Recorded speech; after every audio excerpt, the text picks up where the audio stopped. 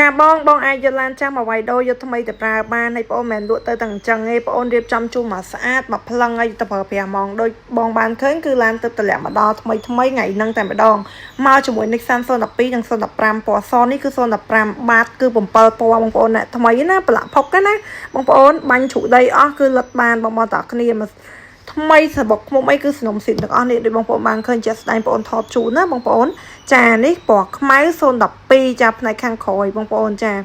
អត់មានបុកអត់មានអីទេបងប្អូនណាឡានសំណុំស៊ីនហើយបងមើលទៅរៀងប្រឡាក់ពីព្រោះយើងអត់ទាន់លាងសម្អាតតែរៀបចំស្អាតគឺមិនមែនអញ្ចឹងទេបងប្អូនស្អាតថ្មីខ្ចីញញហ្មងបងប្អូនណាចារៀបចំឲ្យមកផ្លឹងបានលក់ឲ្យបងប្អូនចាម៉ាស៊ីនណាបងប្អូនថ្មី